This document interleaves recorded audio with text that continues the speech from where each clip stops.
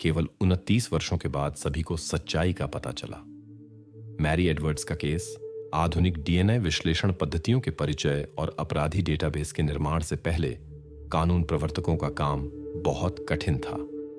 आज तकनीकी प्रगति के कारण नए जांच उपकरण बनाए गए हैं। अब जो लोग वर्षों से सामान्य नागरिकों के बीच छिपे हुए थे, न्याय के दायरे में आ रहे हैं और कोई भी जिम्मेदारी से नहीं बचेगा। शनिवार 14 जनवरी 1995 को एडवर्ड्स परिवार ने इकट्ठा होने की योजना बनाई। शनिवार का पारिवारिक भोजन एक अटल परंपरा थी। इन बैठकों में माता-पिता और उनकी 2 बेटियां शामिल होती थीं। इसलिए मैरी नामक एक जुड़वां बहन की अनुपस्थिति ने तुरंत चिंता पैदा कर दी। 31 वर्षीय महिला बैठक में नहीं आई और कॉल का जवाब नहीं दिया जब रिश्तेदारों ने रेस्तरां से उससे संपर्क करने की कोशिश की। अंत में धैर्य समाप्त हो गया और तीनों रिश्तेदार उस घर की ओर चल पड़े जहां मैरी उस समय रह रही थी। घटनाएं ब्यूमोंट, टेक्सास राज्य में हुई। मां ने तुरंत खतरे का अनुमान लगाया जब उसने अनलॉक्ड प्रवेश द्वार की खोज की। जब वे अंदर गए, उन्होंने पानी की आवाज सुनी, लेकिन उनके पुकारने पर किसी ने जवाब नहीं दिया। बाथरूम में सब कुछ पानी से भरा हुआ था और मैरी वहां एक चिंताजनक स्थिति में थी। एलिसन, मैरी की बहन ने तुरंत पुलिस को बुलाया। उसने बताया कि वह अपनी बहन के घर गई थी और पाया कि उसके साथ कुछ हुआ है। ये महिलाएं जुड़वां थीं, टेक्सास में जन्मी और पली बढ़ी थीं। वे एडवर्ड्स परिवार की एकमात्र बेटियां थीं और उनमें से एक के साथ घटना एक वास्तविक झटका थी। बहनें हमेशा अविभाज्य थीं, छोटी उम्र से लगातार साथ रहती थीं। स्कूल के बाद दोनों बहनों ने शिक्षण प्रशिक्षण का विकल्प चुना और उसके बाद पढ़ाना शुरू कर दिया। जुड़वां बहनें यहां तक कि एक ही शैक्षिक संस्थान में काम करती थीं। एडवर्ड्स बहनें इतनी समान दिखती थीं कि छात्र और सहकर्मी दोनों उन्हें लगातार भ्रमित करते थे। जब दुर्घटना हुई तब मैरी 31 वर्ष की थी। छात्र मैरी से बहुत प्यार करते थे। कई लोग उसके साथ एक विशेष संबंध महसूस करते थे। प्रतिभाशाली शिक्षिका के सैकड़ों छात्र, रिश्तेदार और दोस्त अलविदा कहने आए। उसके कई छात्रों के लिए वह एक वास्तविक सहारा बन गई, विशेष रूप से उन लोगों के लिए जो कठिन परिस्थितियों में बड़े हुए थे।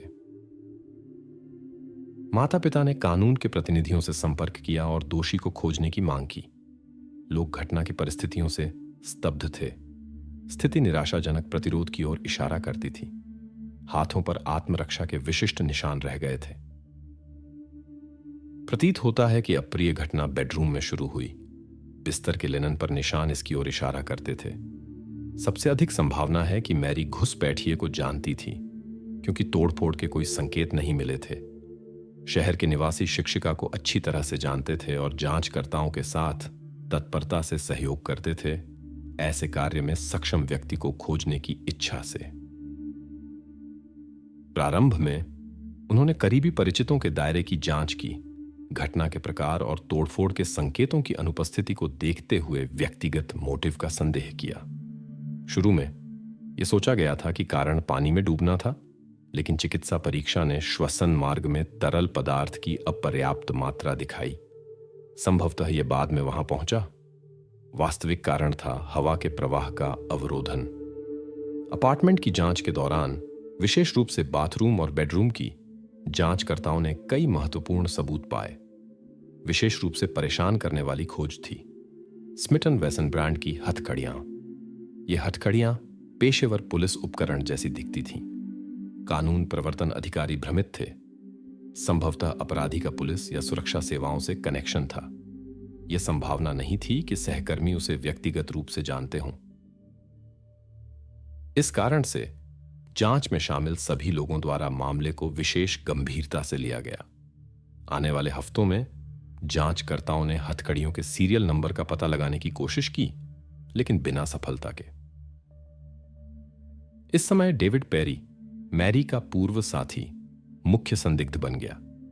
अपनी आकर्षकता और सुखद व्यक्तित्व के बावजूद उसका परिचितों का एक सीमित दायरा था और कुछ ही करीबी रिश्ते थे। मैरी पूरी तरह से अपने काम और अपने छात्रों की देखभाल में मग्न थी। अपने निजी जीवन के लिए उसके पास बहुत कम समय बचा था। यह पता चला कि केवल डेविड पेरी के पास शिक्षिका के घर की चाबियां हो सकती थीं। संभावित जटिल अलगाव के बारे में एक सिद्धांत था। यह अनुमान लगाया गया था कि वह अपनी पूर्व साथी का पीछा कर सकता है, बिना आमंत्रित आ सकता है और ईर्ष्या या बदला लेने के लिए कार्य कर सकता है। हालांकि इनमें से किसी भी अनुमान की पुष्टि नहीं हुई। अपराध स्थल पर डीएनए के निशान पाए गए। संदिग्ध ने स्वेच्छा से जांच के लिए सामग्री प्रदान की। परिणामों की प्रतीक्षा करते समय जांचकर्ताओं ने जोड़े के सामान्य परिचितों से बात की। सभी ने डेविड को एक निर्दोष व्यक्ति के रूप में वर्णित किया जो आक्रामक कार्यों में सक्षम नहीं था। इसके अलावा डेविड पेरी ने घटना के समय अपने ठिकाने के लिए अकाट्य सबूत प्रस्तुत किया। युवा आदमी ने जांच के साथ सहजता से सहयोग किया, बिना किसी आपत्ति के जैविक नमूने प्रदान किए और ऐसे व्यक्ति का प्रभाव नहीं छोड़ा जो मामले से जुड़ा हो। उसके पास कोई पूर्व अपराध रिकॉर्ड, अप्रिय घटनाएं या अपने अतीत में अनुचित व्यवहार नहीं था। अंततः उसे विशेषज्ञता द्वारा बाहर कर दिया गया। आनुवंशिक सामग्री मेल नहीं खाती थी। पूर्व साथी को संदिग्धों की सूची से हटा दिया गया। दुर्भाग्य से मामले में प्रगति इस बिंदु पर रुक गई। पीड़िता के अन्य परिचित अपराधी के विवरण से मेल नहीं खाते थे और उनके पास विश्वसनीय अलिबी थे। जांचकर्ताओं के पास जांच के लिए बहुत सामग्री थी, हालांकि विशेषज्ञता की संभावनाएं और उस समय की प्रौद्योगिकियां सीमित थीं। निष्फल जांच कई वर्षों तक चली। परिवर्तन केवल 23 वर्षों के बाद आए। वर्ष 2018 में जब वंशावली का उपयोग करके आनुवंशिक सामग्री के विश्लेषण की एक विधि सामने आई, संभावित अपराधी के रिश्तेदारों के बीच मिलान खोजने के कारण संभावित मिलानों के दायरे को काफी विस्तारित करना संभव हो गया। कानून प्रवर्तन अधिकारियों ने गेट मैच प्रोग्राम से संपर्क किया, जो आनुवंशिक डेटा एकत्र करता था और उन अमेरिकियों की सूचियां बनाता था जिन्होंने स्वेच्छा से नमूने प्रदान किए थे। इस प्रकार एक बड़ा डेटाबेस बनाया गया जो पुराने अनसुलझे मामलों की जांच के लिए अधिकारियों के लिए उपलब्ध था।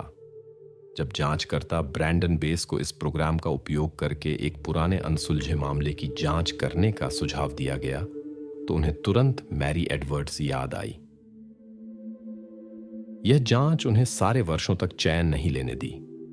अंततः अप्रैल 2020 में शिक्षिका के अपराध स्थल से एकत्र किए गए नमूनों को ह्यूस्टन के बाहर एक प्रयोगशाला में भेजा गया। वहां अपराधी के संभावित रिश्तेदारों के साथ कई मिलान खोजना संभव हुआ जो कम से कम दूर से उससे जुड़े थे। इस प्रकार वंशावली का निर्माण शुरू हुआ। दुर्भाग्य से विश्लेषण और तुलना के लिए नामों की सूची विशाल निकली, कई हजार लोग। इस क्षण में जांचकर्ता की पत्नी जांच में शामिल हो गई। इस समर्पित महिला ने अपना खाली समय सूची से मिलान का अध्ययन करने में समर्पित किया। काम में असाधारण ध्यान की आवश्यकता थी। प्रत्येक व्यक्ति का त्रुटिहीन मूल्यांकन करना आवश्यक था। समानांतर रूप से शोधकर्ता मैरी एडवर्ड्स के व्यक्तिगत रिकॉर्ड्स की ओर मुड़े जो उसने कई वर्षों तक रखे थे। एक संभावित जुनूनी प्रशंसक के बारे में एक सिद्धांत था जो अस्वीकृत भावनाओं के कारण उसे नुकसान पहुंचा सकता था। हालांकि रिकॉर्ड्स की घटना के बाद विस्तृत जांच की गई थी, उनमें कोई महत्वपूर्ण संकेत नहीं मिले थे। अब डायरियों में उल्लिखित नामों की तुलना विकासशील वंशावली वृक्ष के लोगों के साथ करने का निर्णय लिया गया। इस चरण में लापॉइंट उपनाम प्रमुख होने लगा। कई मिलान सामने आए। यह पता चला कि खोजी गए व्यक्ति के पहले पहचाने गए रिश्तेदार का नाम शेरा लापॉइंट था। शेरा दशकों से इस क्षेत्र में काम कर रही थी और समान रूप से जटिल मामलों के साथ समृद्ध अनुभव रखती थी। पहले उन्होंने टेक्सास फील्ड्स के प्रसिद्ध मामले में ऑटोबान नंबर 45 के साथ पाई गई महिलाओं में से एक की पहचान स्थापित करने में सफलता हासिल की थी। अनुभव जमा करने और सफलताएं हासिल करने के बाद शेरा अपना ज्ञान साझा करने के लिए तैयार थी ताकि अन्य रहस्यों को सुलझाने में मदद कर सके, जिसमें मैरी एडवर्ड्स का मामला भी शामिल था। नई प्रतिभागी ने अपने रिश्तेदारों के बारे में अप्रिय सत्य की खोज की संभावना के बावजूद मदद करने के लिए सहमति व्यक्त की। जांच के दौरान विशेषज्ञ ने चिंता के साथ अपने स्वयं के रिश्तेदारों की भी जांच की। क्योंकि वह संभावित परिणामों को समझती थी। लगभग 7,500 नामों की जांच करना आवश्यक था। सूची में प्रत्येक व्यक्ति का विश्लेषण धीरे धीरे आगे बढ़ा। न केवल उनके बारे में बल्कि उनके परिवार के बारे में भी जानकारी एकत्र करना आवश्यक था। सभी जानकारी को योजना में शामिल करने या हटाने से पहले सावधानीपूर्वक संसाधित किया गया। प्रत्येक व्यक्ति के लिए कई घंटों के काम की आवश्यकता थी। इस प्रकार 3 महीने बीत गए, जिसमें जांचकर्ता और शेराला पॉइंट ने अपराधी की खोज में अपना सारा खाली समय समर्पित किया। अंत में एक दिलचस्प मिलान की खोज की गई। उन्होंने बामोट से एक जोड़े को पाया जो सभी मानदंडों के अनुसार खोजे जा रहे व्यक्ति के रिश्तेदार हो सकते थे। इन लोगों ने 2 बेटों को पाला था जो फॉरेस्ट पार्क स्कूल गए थे, वही स्कूल जिसमें कभी मैरी गई थी। अब कानून प्रवर्तन अधिकारियों के पास 2 मुख्य संदिग्ध थे, माइकल और क्लेटन फोरमैन। पहला उम्र के हिसाब से अच्छा नहीं था। जांच में कोई उल्लंघन या आक्रामकता के संकेत नहीं पाए गए। माइकल को लगभग तुरंत सूची से हटा दिया गया। उसके भाई के साथ स्थिति अलग थी। यह पता चला कि क्लेटन थोड़े उम्र के अंतर के साथ उच्च कक्षाओं में मैरी एडवर्ड के साथ स्कूल गया था। इसके अलावा उस व्यक्ति का एक पूर्व न्यायालय रिकॉर्ड था जिसने उसे एक उपयुक्त संदिग्ध बना दिया। जैसा कि पता चला, 1981 में एक युवा महिला ने पुलिस से संपर्क किया था और क्लेटन फोरमैन के साथ एक अप्रिय घटना की सूचना दी थी। घटना की परिस्थितियां शिक्षिका के मामले के समान थीं, जो लगभग 15 साल बाद हुआ था। अंतर केवल इतना था कि पहला पीड़ित जीवित रह गया। वह भी फॉरेस्ट पार्क स्कूल जाती थी। उस समय युवा आदमी फुटबॉल टीम के प्रबंधक के रूप में काम करता था। घटना को सुलझाया जा सका। इस प्रकरण के लिए क्लेटन को केवल परिवीक्षा और जुर्माना मिला। दुर्भाग्य से उस समय डीएनए नमूनों के साथ पुलिस डेटाबेस मौजूद नहीं थे, इसलिए उसे जैविक सामग्री देने की आवश्यकता नहीं थी। ठीक इसी कारण से शिक्षिका के साथ घटना की जांच के दौरान उसकी पहचान नहीं की गई। क्लेटन का मैरी की मित्र डायना कोई के साथ संबंध था। वे घटना से 3 साल पहले से साथ थे और अपनी शादी की योजना बना रहे थे। युवा महिला ने उसे एक सुखद व्यक्ति के रूप में वर्णित किया, लेकिन स्पष्ट रूप से उसे बहुत अच्छी तरह नहीं जानती थी। शादी से 3 महीने से भी कम समय शेष था जब डायना को उसके अनुचित व्यवहार, परिवीक्षा और जुर्माने के बारे में पता चला, जिसके बाद वह सगाई तोड़ना चाहती थी। फिर भी कुशल हेरफेर करने वाले ने उसे यह विश्वास दिलाने में सफलता हासिल की कि सब कुछ सिर्फ एक गलतफहमी थी और उस महिला ने उस पर झूठा आरोप लगाया था। क्लेटन ने इस विषय से बचा, लेकिन एक बिल्कुल विश्वसनीय कहानी बनाई। डायना आगामी समारोह के बारे में इतनी उत्साहित थी कि उसने अपने चुने हुए व्यक्ति पर विश्वास किया। डायना के रिश्तेदारों की चेतावनियों के बावजूद जोड़े ने शादी कर ली। डायना और क्लेटन 11 साल से थोड़ा अधिक समय तक साथ रहे और उनका एक बेटा हुआ। महिला के अनुसार उसका पति लगातार वित्तीय कठिनाइयों के बारे में झूठ बोलता था, जिनकी उसे कमी नहीं थी। इसके अलावा उसने पुलिस हथकड़ियों और कानून प्रवर्तकों के विशेष उपकरणों के लिए उसके अस्वस्थ शौक को नोटिस किया। वह अपनी कार में रियर व्यू मिरर पर इन हथकड़ियों को भी ले जाता था। मैरी के साथ घटना के समय डायना ने पहले ही क्लेटन के साथ अपना रिश्ता खत्म कर दिया था, लेकिन उसे याद था कि कैसे उसने अपने पूर्व पति को फोन किया और आंसुओं में घटना के बारे में बताया। महिला उसकी उदासीन प्रतिक्रिया से स्तब्ध थी। उसने बातचीत को बस इस तरह जारी रखा जैसे कुछ हुआ ही ना हो और फिर कॉल समाप्त कर दी। अब यह समझ में आया कि वह कोई सहानुभूति क्यों नहीं दिखा रहा था। संभवतः वह इस घटना से जुड़ा हुआ था। इस समय जांच के लिए रुचि का व्यक्ति 60 वर्ष का था। वह अब बामूट में नहीं रहता था, लेकिन उसके निशान गाया राज्य के लगभग 40,000 निवासियों वाले छोटे शहर रेनॉल्ड्सबर्ग में ले गए। इस समय क्लेटन अपनी आजीविका उबर ड्राइवर के रूप में चला रहा था। जांचकर्ताओं ने उसके ठिकाने का पता लगाने और आवश्यक जानकारी इकट्ठा करने में सफलता हासिल की। अब विश्लेषण के लिए जैविक सामग्री प्राप्त करना आवश्यक था। मुख्य संदिग्ध के घर को निगरानी में रखा गया। एक स्थानीय पुलिस अधिकारी ने व्यावहारिक रूप से उसके घरेलू कचरे की थैली जब्त कर ली जिसे फिर एक विशेष प्रयोगशाला में ले जाया गया। यहां विशेषज्ञों ने बियर की बोतल पर निशान पाए। मैरी एडवर्ड्स के मामले की सामग्री के साथ तुलना ने लगभग पूर्ण मिलान दिखाया। अब संदिग्ध के साथ बातचीत होने वाली थी। मुख्य जांचकर्ता गाया गए और एक चतुर योजना बनाई। क्योंकि क्लेटन टैक्सी ड्राइवर के रूप में काम करता था, उन्होंने उसे एक ग्राहक की कथित खोई हुई वस्तु के बारे में बात करने के लिए आमंत्रित करने का फैसला किया। 29 अप्रैल 2021 को इस बहाने के तहत उन्होंने उसे पुलिस स्टेशन पर जाने के लिए प्रेरित करने में सफलता हासिल की। आदमी एक खोए हुए बटुए के बारे में बात करने के लिए स्वेच्छा से आने के लिए सहमत हुआ। आखिरकार मैरी के साथ घटना के 26 साल बाद संभावित अपराधी पूछताछ कक्ष में था। यहां जांचकर्ताओं ने बैठक के वास्तविक उद्देश्य का खुलासा किया। 1995 के मैरी एडवर्ड्स के मामले की जांच। यह स्पष्ट रूप से क्लेटन को झटका देने वाला था, लेकिन उसने शांत रहने का प्रयास किया और शुरू में यहां तक कि उसे जानने से भी इनकार कर दिया। फिर उन्होंने उसे एक शादी की तस्वीर दिखाई जिसमें उसकी पहली पत्नी दिख रही थी। तस्वीर में डायना मैरी और उसकी जुड़वां बहन के बगल में दिख रही थी, जो ब्राइड्समेड्स के रूप में कार्य कर रही थीं। इस जानकारी ने उसे याद करने में मदद की। क्लेटन ने पुष्टि की कि मैरी वास्तव में 1982 में उसकी 1982 में उसकी शादी में थी। उसकी पत्नी द्वारा आमंत्रित की गई थी।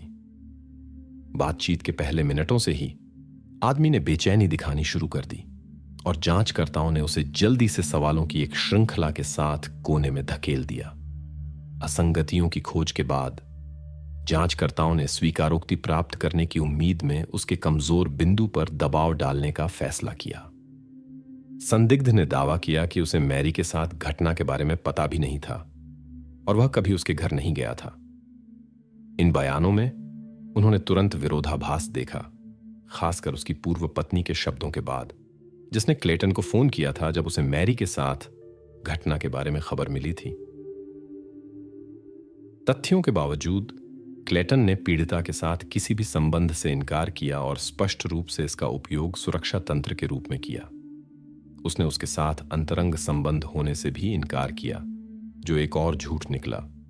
उसके व्यक्तिगत सामानों पर उसके जैविक निशान पाए गए थे। स्वाभाविक रूप से क्लेटन भ्रमित था जब अधिकारियों ने पूछा कि उसका डीएनए मैरी के अंडरवियर और उसके बिस्तर पर कैसे पहुंच सकता था।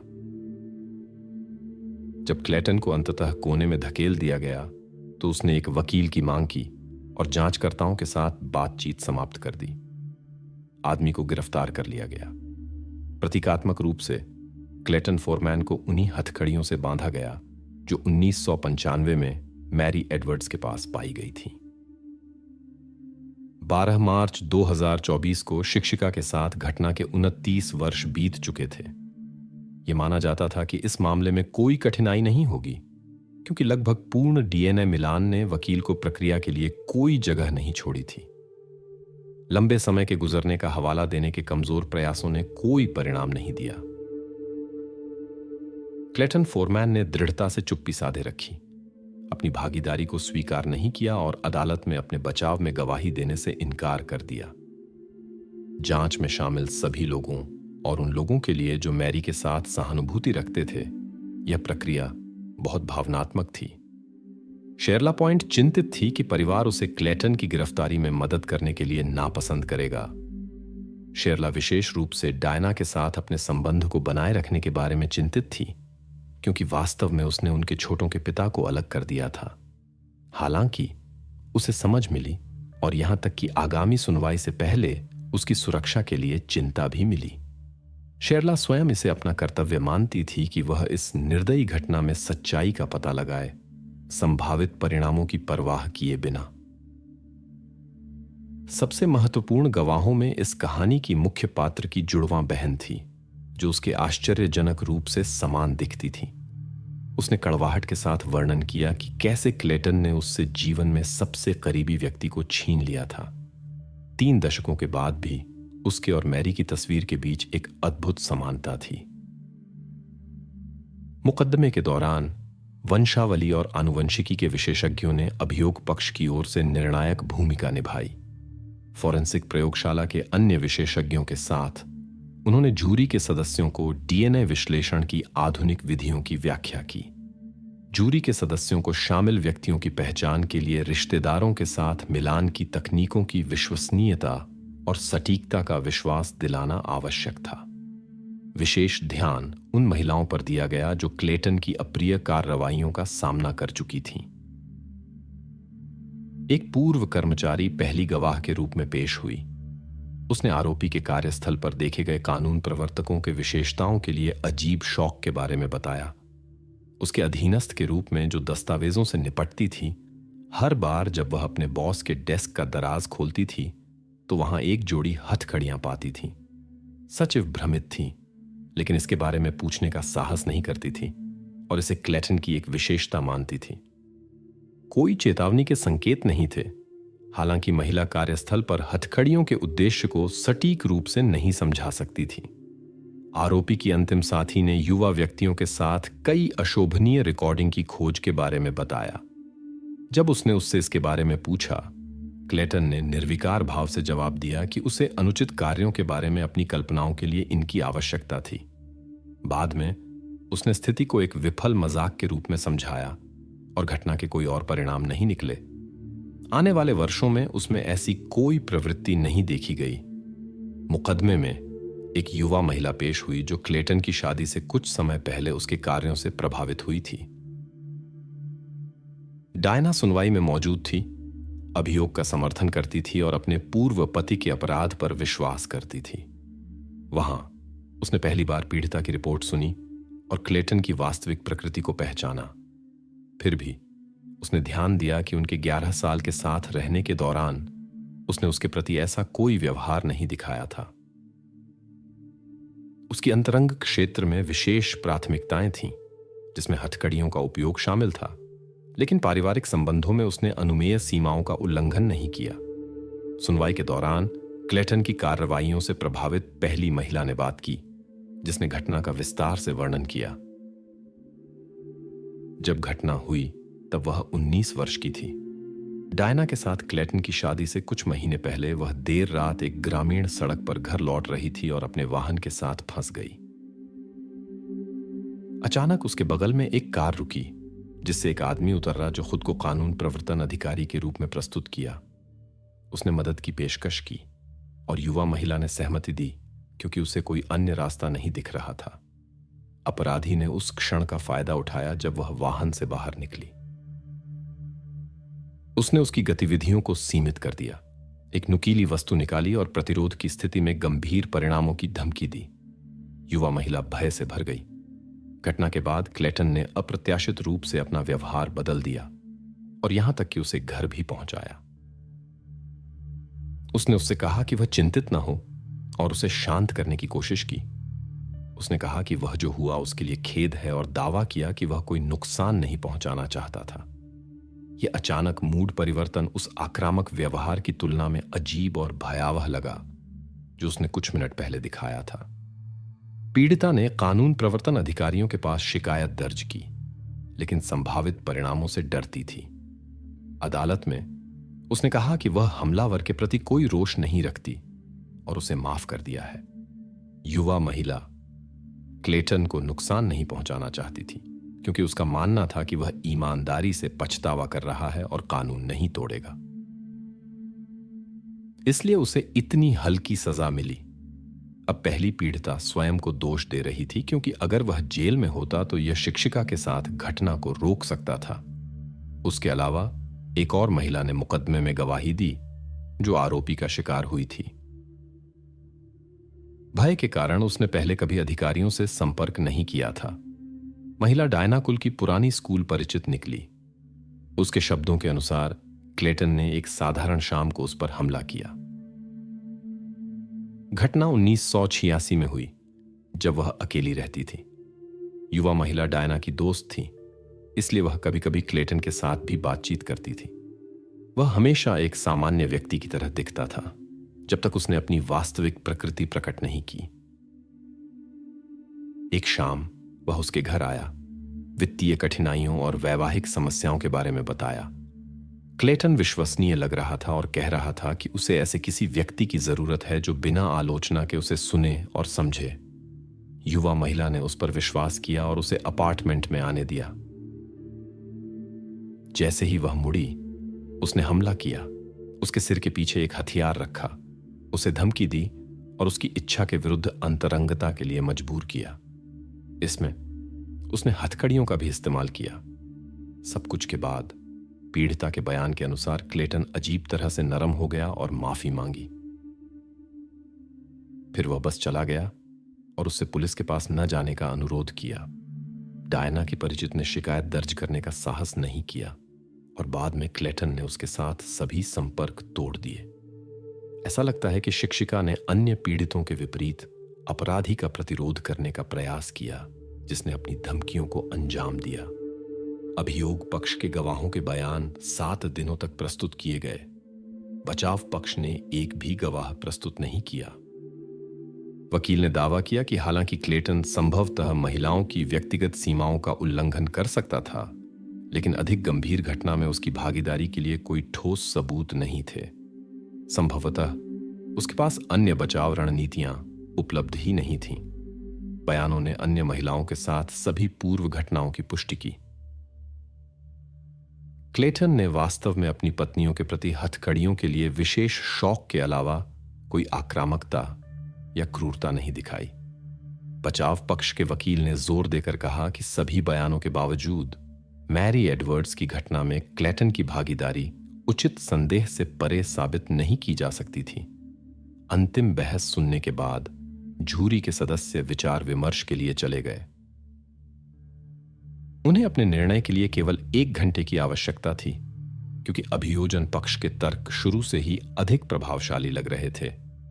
क्लेटन फोरमैन को दोषी पाया गया और बाद में उसे आजीवन कारावास की सजा सुनाई गई, जिसमें 30 वर्ष के बाद समय पूर्व रिहाई की संभावना थी।